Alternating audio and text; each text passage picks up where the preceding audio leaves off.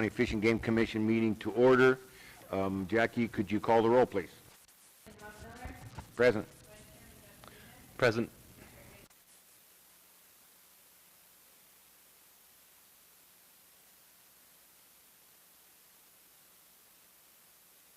Here.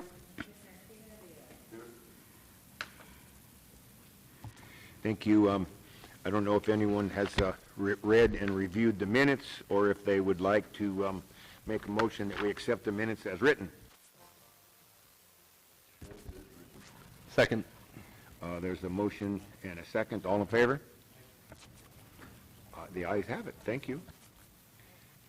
So I guess we don't have any public comments since I don't see any public tonight.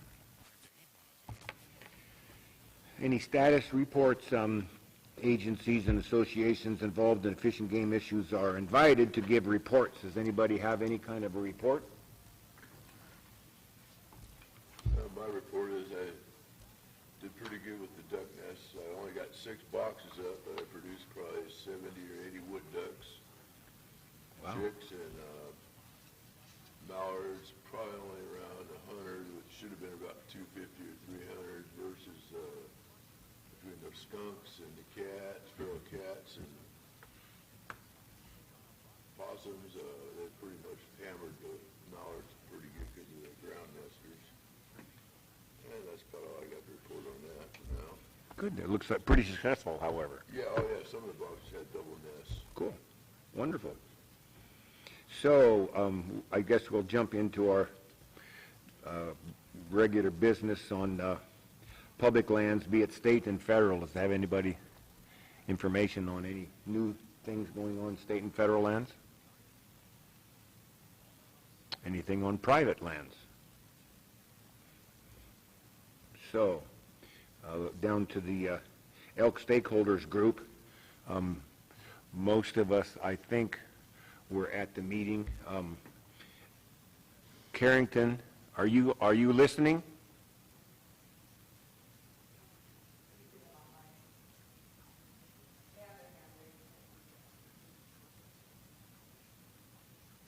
I don't think she can talk, right? There's no sound for her. I believe you just unmuted me. Is that I'm sorry? correct? I'm Can sorry. you hear me now? I can hear you. Okay, perfect. I'm here. Yeah, and Hi, so folks. This is Sean Freeze. I'm also here. welcome. So you guys are signing on for some additional reason, or just to potentially ask questions that we may have developed since your last meeting? That is correct. All of the others here seem awfully silent, Sean. We are here to Uh-oh. answer any questions. Uh-oh, you're in trouble now. Helen, go ahead. Hi, Helen. Hi, Sean. Hi, Carrington. Hey, glad you guys are on. I just wanted to share a few things that all three of us have been talking about. And Tina reached out to me, I guess it was last Friday. And the thing that, first of all, I want to say, with the exception of one or two people, the Fish and Game people are very nice and polite to work with and very professional. However, being nice and being professional does not always end up with getting things solved. And after our meeting, I was not really satisfied with the progress that was shown, that was there, so I started talking to people. On a personal basis, we've had some real crisis with the elk at our places. And after talking to Tina, because I received this letter from her, which I brought a copy for the commissioners to look at, and I was really perplexed with the letter because it sounded like, with her being the head of Region 1, that she was in no way connected with the local field workers in the right way. I'm sure they had conversations, but I don't think that to upper management, including Chad, that people were aware just how bad our problem is here with the elk. the letter that Tina sent me, and we talked about an hour last Friday. There was something in here saying about the elk conflict here in our county was because of the historic elk home ranges and the urban development in our county is what has created the conflict. I mean, that's like a line out of a textbook somewhere. And then it went on to say to me, the letter was to me, as you are aware, and as part of the commitment, the Fish and Game held public workshops in Humboldt and Del Norte counties. Well, obviously, she did not know, and you know this, Sean, that I have pestered you for a long time to try and get the workshops, and we actually hosted one of the workshops here out at the Grange. So obviously this person writing this letter is not in sync with what was really going on.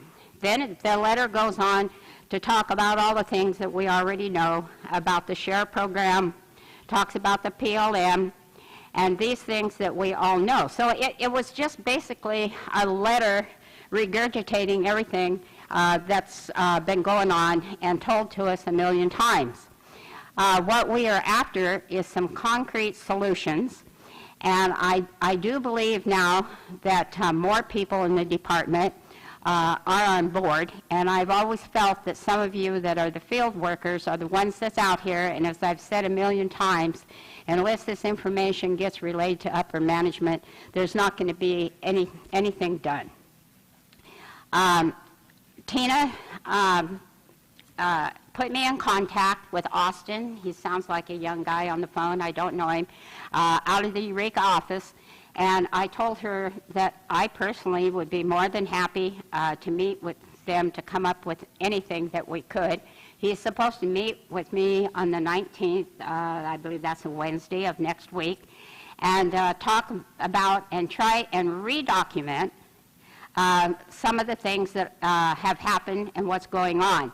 The thing that I totally disagreed with Tina when I talked to her last Friday is I asked her to try and recover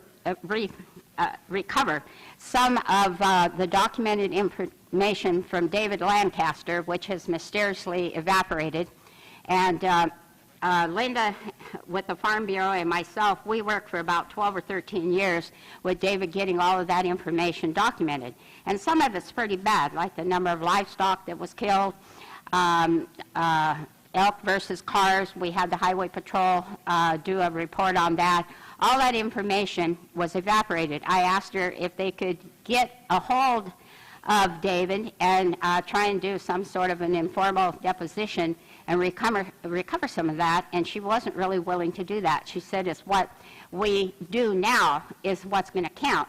But we've been on board with this for over 15 years, and quite frankly, not just myself, but I think everyone is tired of redocumenting everything. She has promised me, now this is Tina, that if Austin gets up here and we do kind of a overall look at what's going on, I give him a little field trip. I talked to him today. We'll talk about some of the areas. And I sound like I'm the person, I told Tina, that's always complaining. I don't have 600 acres in one spot. I'm spread out in 5 different places in the county. And when I can drive to all those 5 places and have a crisis with the elk, that goes to show what the problem is. And I pointed out to them, because it came out at the stakeholders meeting, that 90% of the elk that are harvested were harvested on private lands. And I also pointed out to them, or to her, that rounding off figures, approximately 90% of the land in Del Norte County is in state and federal ownership. So then one can conclude that 90% of the elk are on 10% of the land, and that includes all of Green Diamond's land, that's in private ownership. And so this is where the problem is. It's not all the land in Del Norte County. And at that meeting, I very naively said, well, hey, how about working with the state and federal agencies and see if we can get some more habitat? Now, Tina has committed to do that. We'll see if she follows through with that. However, that is not something that's going to happen overnight. So when Tina talked about this, she talked about, and Sean and Carrington, you can step in if I misstate some of the codes and so forth. She talked about code changes which can be done in-house through an in-house meeting with the Fish and Game Commission. And then she talked about the statutes which require the legislative action, shall we say. And the thing that she wants to do, and I welcomed it, I don't know if it'll work, I welcomed it, however, is to put up some wildlife fencing around one of our places. And I said, okay, let's give it a try, you know, never say never. And so evidently that is the plan. She's promised some game cameras. And the main thing that she talked about under this code section is where the surplus animals were and these special hunts. And maybe Carrington and Sean, you can elaborate a bit more on that, how that works, and all the density levels and these sorts of things. So additionally, at that meeting, we were told about getting some grants for some fencing. And Sean, last week, you gave me about 4, maybe 5 contact places to start. And I asked you if that was something entirely new, if this had been done anywhere else for the elk exclusive fencing. And you told me no. I guess we'd be kind of the pioneers on it.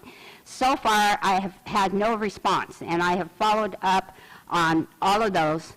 And I've also called the state lands because there was the talk about the Native Americans hunting on the state parks. And then, Sean, you told me, well, that was something that was kind of a local matter between the local California state parks and the department. This was, you know, the egg had just been hatched on that. And so I personally feel that we are to the breaking point on these elk, and any time that those elk, as I told everyone, came in, attacked my granddaughter's rodeo horses. By the time I got the rifle, it was too dark to see through the scope. Then they came back. My son-in-law went to run them off by firing some shots from his pistol into the ground. And the sheriff's department had not coordinated with A.J. Bolton. He ended up getting taken out of the field, spread eagle over the car, patted down, read his rights, ready to put his cuffs on and haul him to jail. And when we get to that point where we can't protect our property, I would say that we are in an emergency crisis. And I checked with A.J. Bolton. I understand all about Title 14, I believe, or whatever it is, in the code, Fish and Game Code.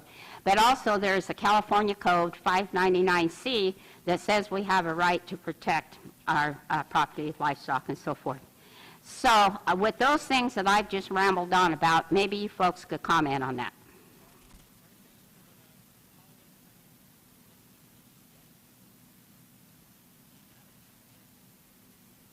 Don't both talk at once, guys. Well, what exactly would you like me to No, comment on? I'm talking to them to comment.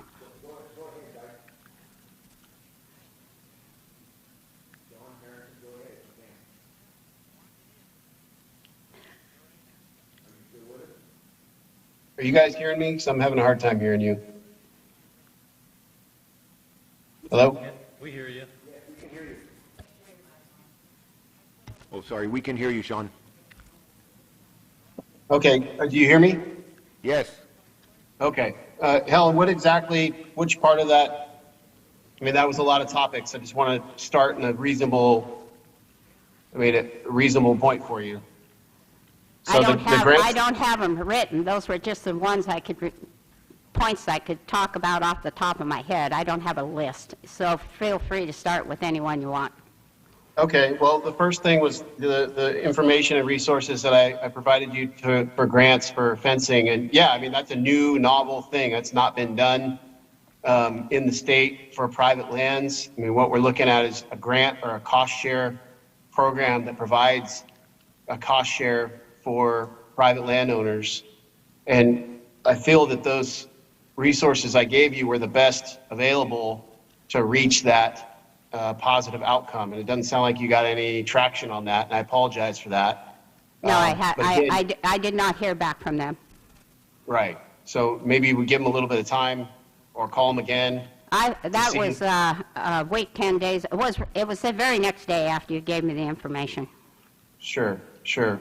So yeah, I mean, that's a new novel practice. I mean, that's something that we've not done in the state before. And I definitely didn't make promises. That's really a hope to contact those people that are in those groups, the farm groups, Rocky Mountain Elk Foundation, I the did NRCS. contact them, including the Western Regional Manager.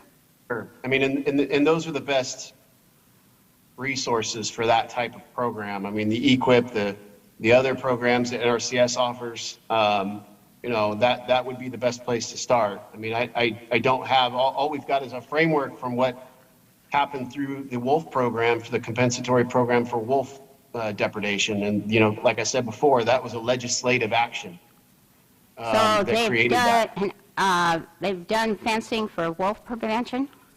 No, it's not particularly fencing, but it's called flattery, which is essentially fencing to keep wolves out. But really all it is flagging. But my point is that the process that was in place to compensate landowners for damages incurred by wolf on livestock was a legislative action that provided a budget change proposal to the legislature to grant to the department to fund those projects.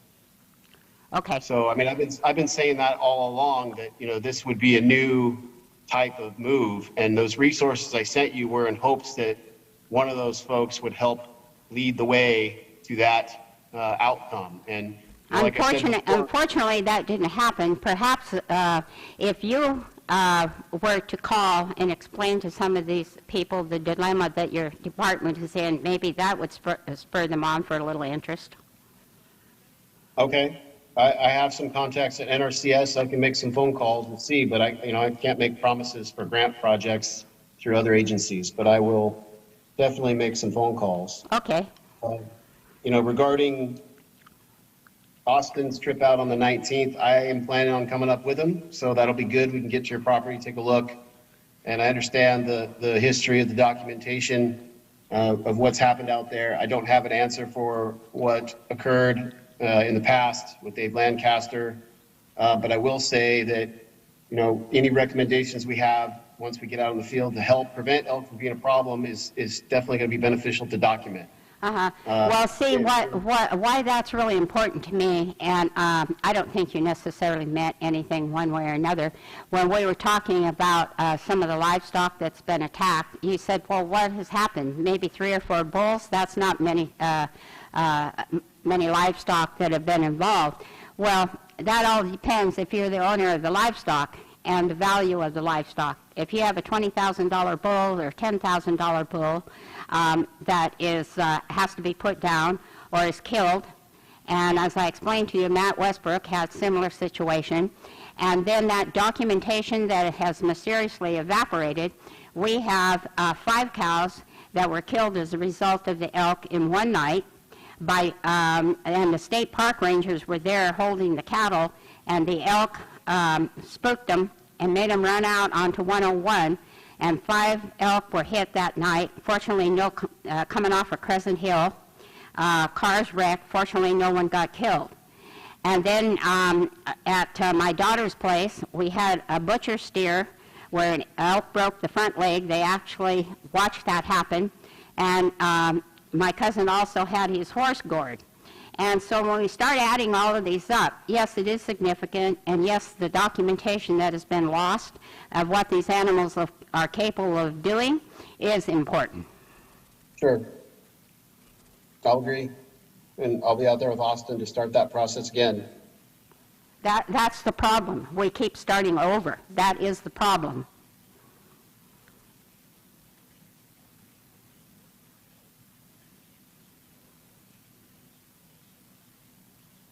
One of your other topics was working with agencies for habitat projects. What was that? One of your other topics was working with other agencies for habitat projects on state lands.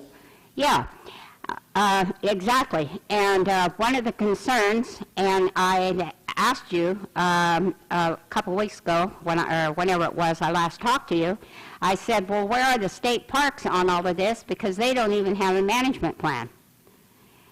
And so how are we moving forward on this? I asked you about reclaiming some of the pasture lands around Lake Earl, and I've been harping on that subject about the Lake Earl Land Management Plan.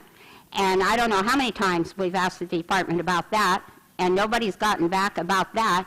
So I don't see the effort being put out by the department. Now, Tina, however, promised me that she was going to reach out to all of the agencies and start talking about habitat management.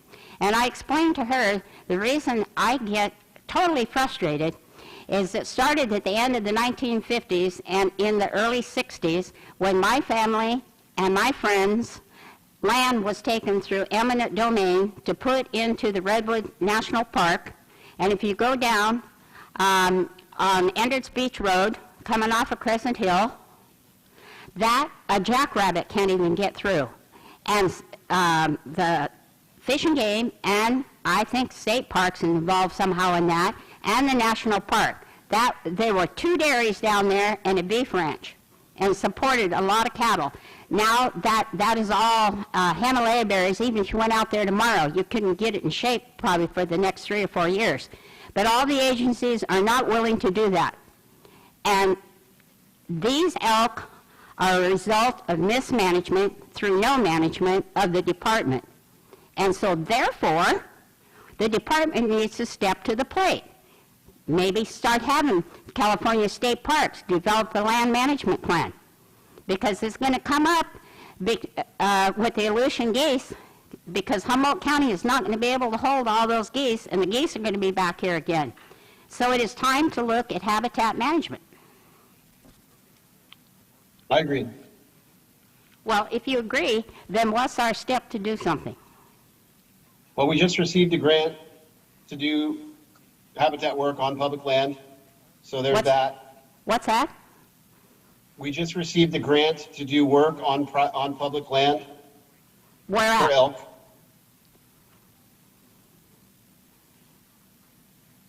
Yeah, Sean's referring to an RMEF PAC grant that I put in jointly with the Bureau of Land Management to do habitat work up in Lax Creek.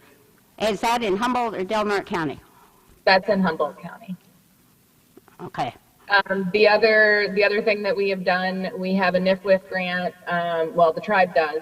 Palawadini has a NIFWIF grant to do some habitat restoration in Del Norte. In addition, we are supportive. We're not partnering, but the Forest Service is proceeding with over 2,000 acres of Jeffrey Pine Meadow restoration inland in Del Norte County. Okay, can you maybe elaborate a little bit on the surplus animals and how the special hunts would work? The surplus animal hunt is Fish and Game Code 325. It is a very brief section of code that allows for a special hunt to take place when a surplus of animals is present. So it is something we've never done before, but it is something that it appears we are possibly going to entertain. I have some reservations because, I mean, I feel like if we had the option to hunt these elk at an appropriate level, we would have been a little more successful with the share program. But I feel like there's a lot of elk in areas where we cannot hunt for one reason or another, whether it be within city limits or close proximity to occupied dwellings. But it is something we're going to examine as an option.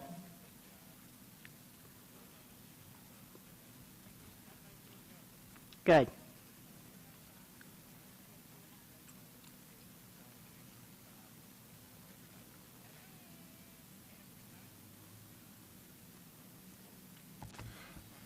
It certainly seems, and we know it's true, that the elk population, based upon survival rates for calves, has exploded much more than was even remotely considered initially when these elk were released. And hey, they got no groceries in the public land. They've only got groceries on private land. And so that's where they are. And there's probably no ability to control them, right?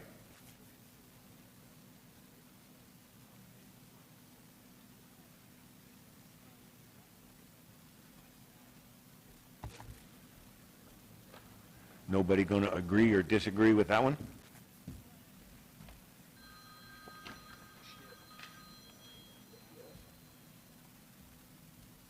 Rob, I can, answer a little bit to that. Our management, like the tools that we have to manage elk rely on hunter harvest currently.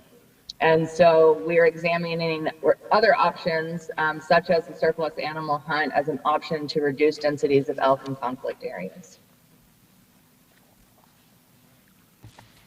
Yeah, it's just, we know there's a conflict, right? We've been having conflict, as Helen said, for 15 years. And at this point, the only possible reasonable help so far has been hoof rot, really, because hoof rot has allowed a considerable number of elk to be removed because they got the disease and they're suffering. And They're our saving grace. That part's a good thing, that unfortunately that they're suffering. They've been allowed to get removed. And so there's been a lot of animals, 100 animals or thereabout, taken out in addition to share, in addition to the other hunts. But as you said, Carrington, the biggest problems now are in urban areas with these elk that are absolutely completely tame.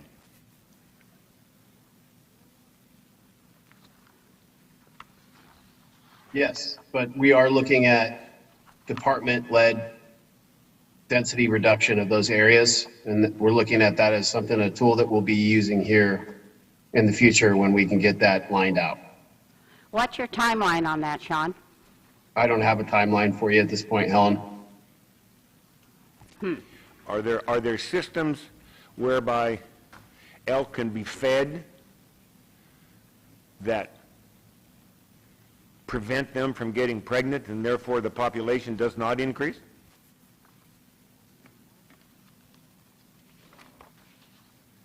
The only place I know of that has used a method like that was in Estes Park, Colorado, and it was a research project, and I don't think it was implemented as a way to manage the population. Estes Park, as you know, has conflict, extremely high densities of elk, and I know they're constantly dealing with that issue. I do know that Colorado does cull out of that population in locations that are conducive to utilizing a firearm.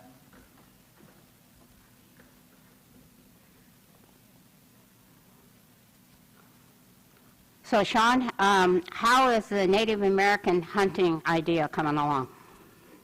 It's still, as far as I know, it's still in the leadership process at state parks. Locally or at the state level? I'm doing my best to get an update on that, Helen. I don't have an exact whose desk is it on report for you. Okay, but to your knowledge, at this point, it's local? To my knowledge, at this point, it's been escalated outside the local leadership. But I don't work for state parks. I don't manage that, and I don't know exactly where it is. But to my knowledge, it's in support, and that's all I know. Mm-hmm. How far out are we from finishing our section or region or whatever you call it in the elk management plan?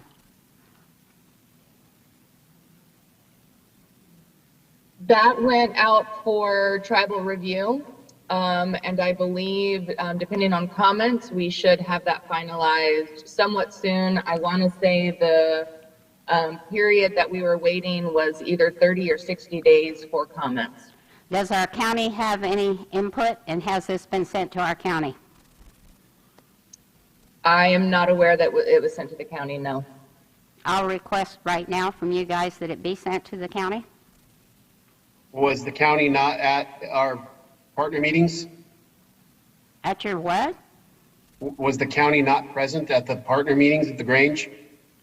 No? Sean, it's real important that everybody begins to finally maybe realize that there is a cooperation agreement with the county and all state agencies.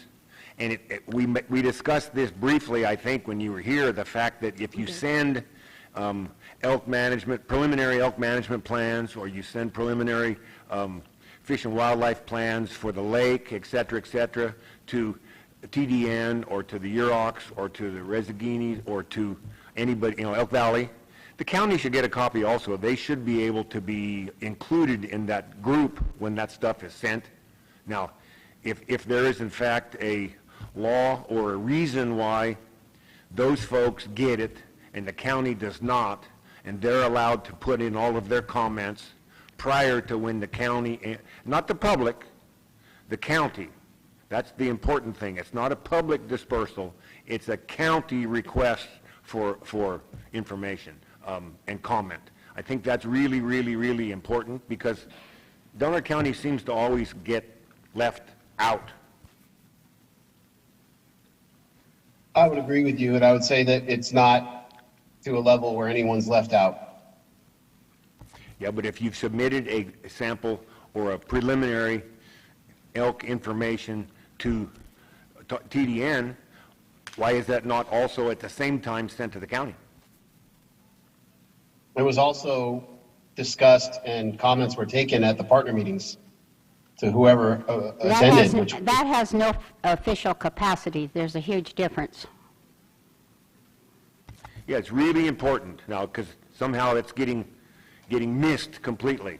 If you send a specific information request to any of the Indian tribes in Delaware County, that same exact request should be sent to the county for county official comment prior to public dispersal, because the county should be, in essence, see, here's what happens, or here's what the public perceives.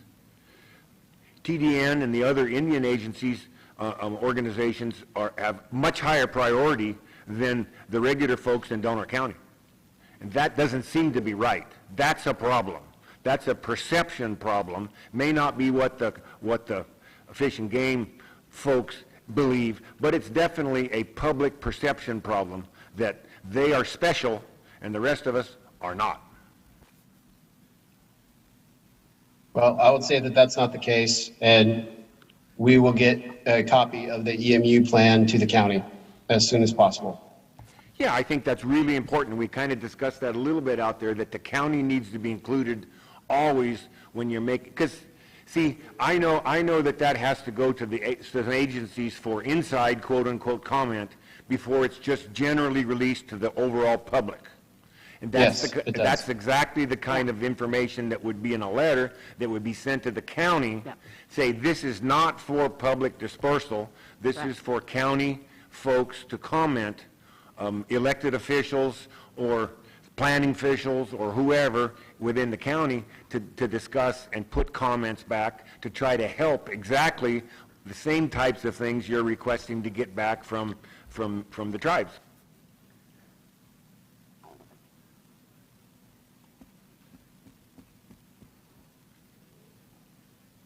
One more question that I had, and I missed her name, but I was walking in my parking lot here a week, 10 days ago. It could be 2 weeks ago now, who knows?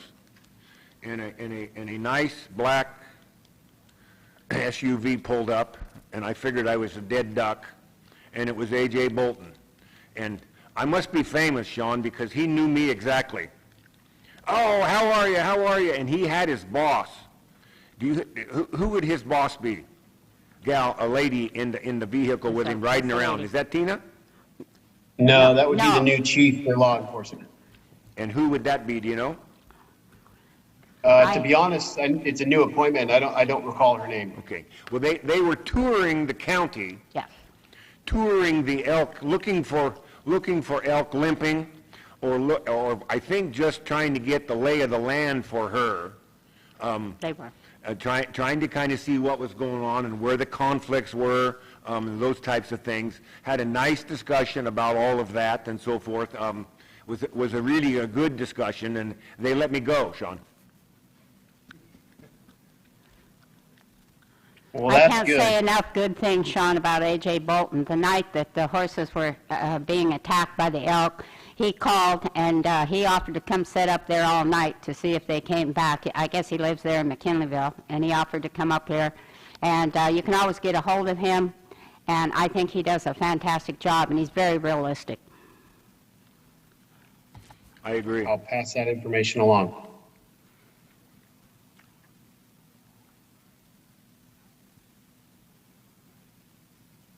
So about how far out are those landowner tags? I mean, even though there be like a drop in the bucket, how far out are those? So the landowner tags were discussed in a meeting the other day. We should be able to roll it out to be available for the next hunting season. That said, there might be some hangups with kind of automating the process, so we might not have it available in ALDS by next year, but that is something we'll work on. Good.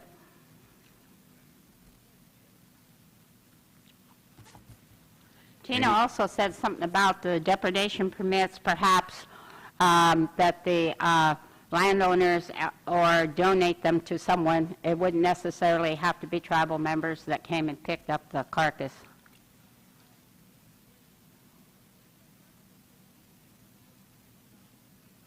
Have you heard that? That's something, Helen, that would need to go, that'd be basically changed to Fish and Game Code. Not Yeah, out of the so question. that's something that can be changed in the code. That was my understanding. Yes, it is a process that could happen. It has to go through that process. So the Fish and Game Code states that if you were able to get a depredation permit and removed an animal that was creating a problem, the only place that the meat can go is to yourself? No, that's No. incorrect. Currently, It goes to the Fish and tribe. Game, well, currently a depredation permit, there's no take of that animal. So we'd have to basically waste that meat, which nobody wants. You can bury it. Right. what I but was that's- told. you know, Who would want to see hundreds of pounds of elk meat go to waste? Nobody. Well, yeah. So we would need But to. I think that's why that code probably needs tidied up just a bit. I used to work for the state parks, and that's the way it was. When you had animal was put down, and we had to take it to the dump. Yeah, which is unfortunate. That could feed a lot of folks. Well, I don't see why it should have to just go to the Indians either, though, you know. If the landowner wants it, and it's on their land, they should be able to have it. That's Yep, what, I that's what understand that. Tina was saying. We talk about not discriminating, but that's basically discrimination, in my opinion. So that code needs to get changed, and is that something that, that this group should lobby to try to get changed, or who in fact should lobby to try to get the code specifically changed? So let me clarify really quick. The utilization of the carcass is not actually listed in Fish and Game Code. It is listed under Title 14-401. So Title 14 is something that would go in front of the commission to change. So that means that the lobbying effort should go to the commission? Through the department. But that's assuming we're going to start utilizing depredation tags. Well, yeah, we know at this moment there are no depredation tags, but there might be sometime in the future. We hope that there could be sometime in the future. There have been a few depredation occurrences that have occurred in the last 15 years here. And so it's probable that that should get changed so that if in fact a landowner has the problem and the landowner gets authorized to be able to remove a specific animal, as an example, the landowner who has had the damage should have the ability to get the meat if they want it. They may not want it. Maybe if they do, they should have the ability. So that should be lobbied with the commission? So it's something that we would take in front of WRC, and if WRC agrees, it is something we would move into presenting to the commission for approval. So it would need to go into a regulation package, and I believe those packets are due in a month. What is a WRC, dear? That's a Fish and Wildlife acronym. It's a Wildlife Resource Committee. Okay. And who's the head of that? Scott Gardner, Wildlife Branch Chief, Okay. and then all the program managers in the wildlife programs throughout the regions are members. So Jeff Stoddard is our program manager. He's part of that. Ari, forgot his last name, with the Fish and Game Commission, who's the wildlife commissioner. He is on it. Ari Kornman is on it. Basically, they bring large topics of discussion statewide for considering by the commission. Is there a contact, where do you go for a contact number? I'd have to get back to you, Helen. I don't know right now. Okay. I think that would be a reasonable change. Do you not think that's reasonable? You mean, are you referring to the utilization of the meat by the Absolutely. landowner or his Yes. agent?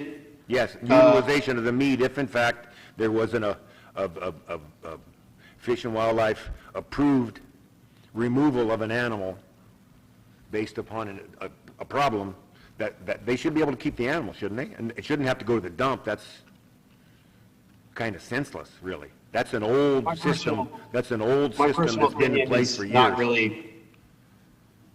Yeah, I mean, professionally, I would say that I'm bound by Title 14 and Fish and Game Code to do what that tells me to do. Sure. So, no, I don't want to see meat wasted, that's for sure. Again, just as a reminder, depredation permit process would, if we're looking at bears or lions, the other items or other species that we generally approve depredation permits for, the first step is making sure that the landowner is implementing best management practices on their property to minimize that offending animal from doing it again.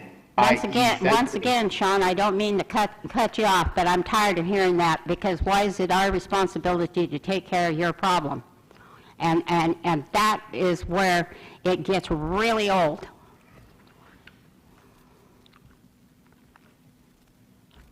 And I guess, Yeah, I'm Sean, just stating too, Fish and Game policy, Helen.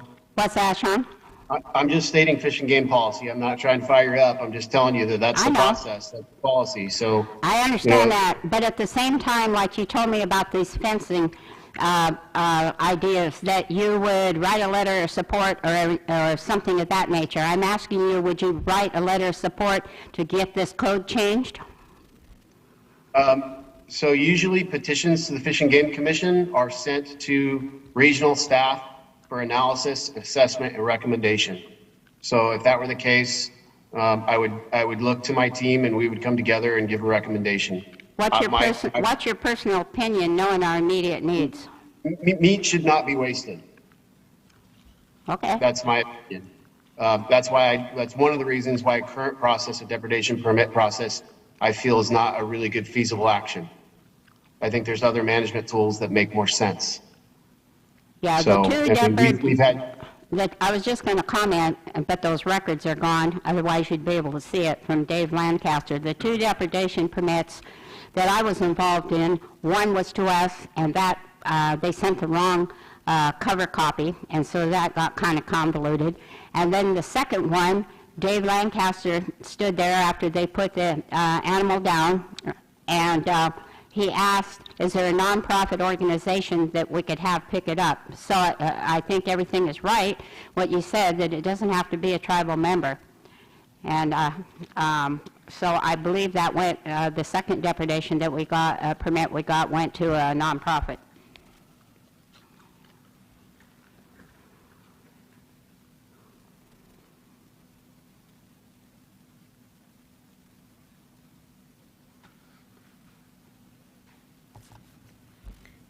somewhere in the Fish and Game Code, evidently, it states specifically that under the circumstances that we are experiencing here with these animals that get put down based upon automobile accidents, based upon hoof rot problems, based upon all these various things, that somewhere it states that the only place they can go is to the tribe?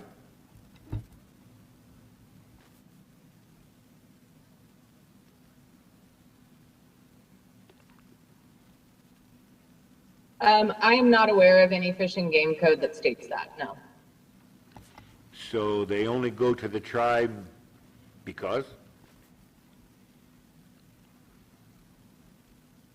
I am currently working on MOUs with local tribes to kind of formalize the transfer process. We are working with tribes in other areas of the state through scientific collecting permits for the legal take of elk.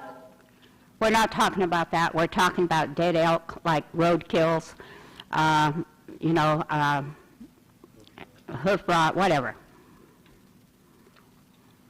Yes, and what I'm saying is I'm not sure there is any Fish and Game Code that outlines that. Obviously, there isn't, or Dave Lancaster would have been violating the law.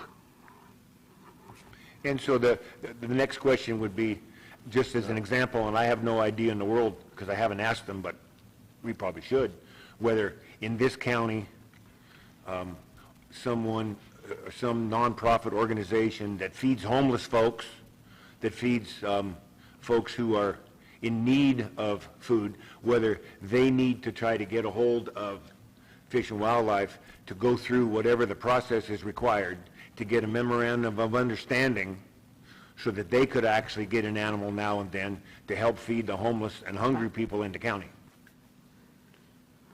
I think the problem is that the Department of Fish and Wildlife is not a food safety organization, and we are not technically transferring meat. I am handing over carcasses for tribal use, so there's a little bit of a difference there.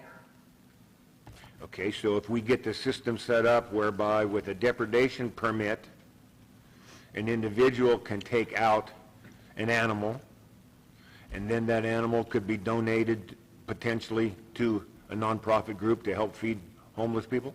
That already happened. Well, Yeah, it happened, listed but as also a Dave deputy, Lancaster's been gone for a long time, and the rules and laws and everything have maybe potentially been changed as far as, I know for a fact that if I have a beef animal and I butcher it and send it to Redwood Meat in Eureka, that's a federally certified cut and wrap location, and that meat then can be sold That's right. to the public. If I don't take it to Redwood Meat and I have Busman Mobile Butchering or any other mobile butchering organization or business cut and wrap that animal, it's a non-for sale, and therefore it's not able to be sold, but it can be donated, I think. Yeah, our auction committee does that all the time. Rob, we'll look into that. If it gets to the point where we can change Title 14 and Fish and Game Code to have that as an option, that's something I'm definitely willing to look into. How do we get the ball rolling on that, Sean? We just did, but again, it's something that has to be brought to the Fish and Game Commission for consideration. So there's various ways to do that. Okay, could you just there's a petition. briefly tell us where to start? Going to the Fish and Game Commission website and looking up petition to Fish and Game for regulation change. Okay, I thought a moment ago we discussed that type of thing comes from the Wildlife Resource Committee. we did. That's why I'm That- confused. Yeah, that's part of it.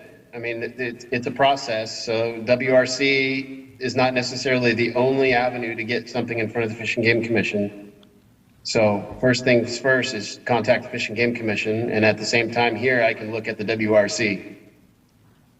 So does the WRC have to bless it? I would say generally, the commission is probably not going to move forward with something that the department regionally and/or statewide does not support. Sounds like the place that starts at WRC. Yeah. We know Jeff, we can call him. Absolutely can call Jeff. Call Jeff, don't call me, Sean, is that what you're saying? No, you guys can call me anytime. Very good. Thank you. Anyone else have anything good to ask our friends from Fish and Wildlife? Thank you, Sean and Carrington, for Yeah. calling in. Appreciate it. Thank you, Thank guys. Sorry you didn't have to drive all the way up. Thank you for tuning in. No problem. Is there anything else you guys want to discuss with Fish and Wildlife topics before we head out? I think I'll think of something by tomorrow, Sean. All right, well, thank you, everybody. Thank you, guys. We've taken enough of your time. Appreciate it very Seriously, much. thank you. Thank you. Have a good evening. Bye. Bye.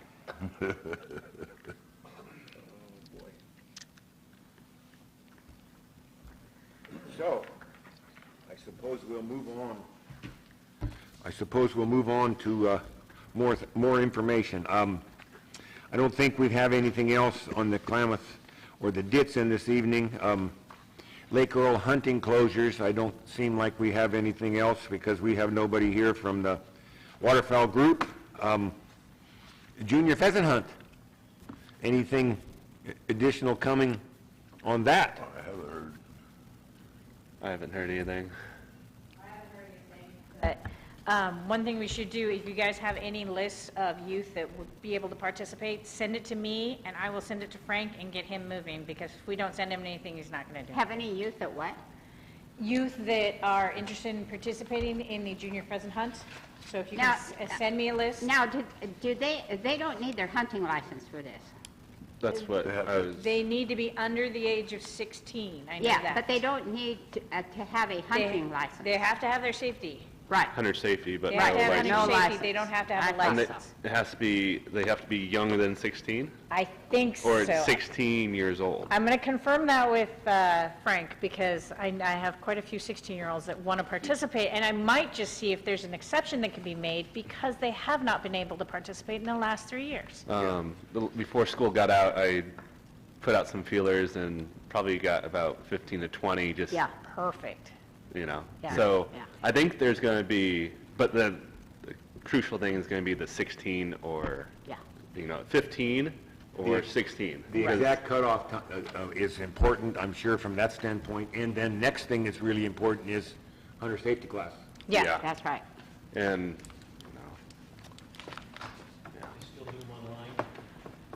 Yeah. yes, You can still do it online? yeah. Okay.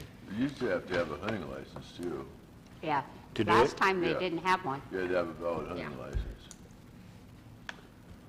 So would that be an email from me asking about would that be to Jeff? Would that be For good the with- age, or? Yeah, the It'd age be to Frank, clarification? Frank Kemp.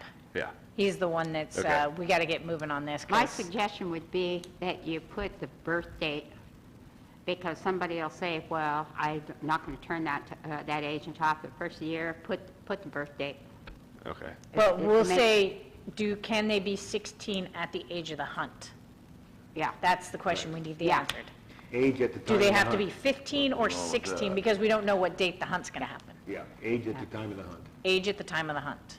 It'd be the best. So Frank Kemp would be the best to contact for that one. Okay, I'll send an email. Yeah, Perfect. and then, yeah, Good. anybody that knows any youth that might be interested, send it to me. I'll have a list. I'll send it to Frank and Jeff and just Yeah. see what we can get. And just moving. names? Yeah, names right now. We can worry about contact later. Okay. So, because I'll be able to reference back on the We're emails. thinking and shooting and kind of, as far as the hunt would be 2024? Yes, Yeah. yeah. So, but if we, September, October, you remember? probably, yeah. That's usually when it happened. Probably October, I would think. Okay, So, got it. I have one other. Hi. I don't know, I don't know if I told you guys or not, but, well, I worked for Pacific Shores for a long time, for the Property Owners Association, and they closed their association down after the sale of a lot of the lots and stuff out there, and so they had to disperse all of their holdings. And so they gave the Grange the 170 acres, which is at the end of Tell Boulevard, and it goes across to the McLaughlin Peninsula. You can see the fence, and it encompasses the narrows of the lake, and then it goes clear over to the double roads as you go out to the breach site and down within just a few feet of where that line fence is. And this year, it's a really good year to utilize that. And when I say they gave it to us, they gave it to us in half interest, and we are partnered with the Talawa Nation, not the Talawadini Nation, but the Talawa Nation. And on September 3rd, the, what's his name, Gonzalez, the bird, or the duck dog trainer, he and I've forgotten the gal's name. She hasn't been around here very long. She trains golden retrievers. And on September 3rd, we're going to have about a 3 or 4 hour field day. They're going to go over the basics. It's an informational thing. We're going to have it on site about people that are interested in training a hunting dog, and like when to get the puppies, all about puppy behavior and kind of an introductory thing. Then they're going to put on a demonstration out there and work their dogs. And then we'll get that out a little bit. I'm going to work with Jeff to see if there's some people that kind of already have working dogs, and they can bring them if they want. They have to, of course, be under control, you know, not some lab poodle cross or something. Doodle woodles? Not this one. I know a guy's got a bunch of frozen pheasants he does. Oh, well, we might be able to use the frozen pheasants, yes. We're not going to do live birds at this one for various reasons. But the public is going to be invited to that, and this might be a good, you know, like family activity or something like that. And so there'll be information coming out about that. And then there's a couple other things down the line that's coming with that. You got a buddy that keeps it big bird hunter, Oh, yeah. trains them all the time. Okay, Saves all the wings and stuff, you know. great. Uh-huh. That sounds very good, Helen. I think you'll have a lot of people want to go to that. I That think so. Sounds pretty interesting, Yeah, we're really. going to have a little concession stand, and we'll also announce to all the bird hunters that that is a place to, that is a place that everyone can launch their boat, because there's been a problem of where you can put your boat in there. And then usually during the winter months, the water kind of comes up to the double roads there, and there's all those little paved areas like where you can park and put your boat in. And so we're hoping that we can't put any signs up out there because there'd be a Coastal Commission violation, but we can take battery router out there, and we're going to put some signage on some of the logs that have drifted in, and it's a definite no-no for ATVs, four-wheel drives, horses, dogs on leashes, not running crazy and chasing birds. It's going to be a public park that's open, and there's I can't remember, we had an attorney look at it, there's some public ordinance thing as far as liability that you can do that and offer it. So say like you had an archery group that wanted to go out there and put targets up or something and shoot around, then you can do that. And, you know, just kind of make sure we don't have some formal activity scheduled then. But it's for the public. Yeah, wonderful. That sounds really good. Sounds really good. Yeah. Super. Anybody else have anything to add for the good of the order? Otherwise, we can adjourn. Do I hear a motion to adjourn? I motion to adjourn the meeting. All in favor? Aye. Second. Aye, aye, aye. 6:30.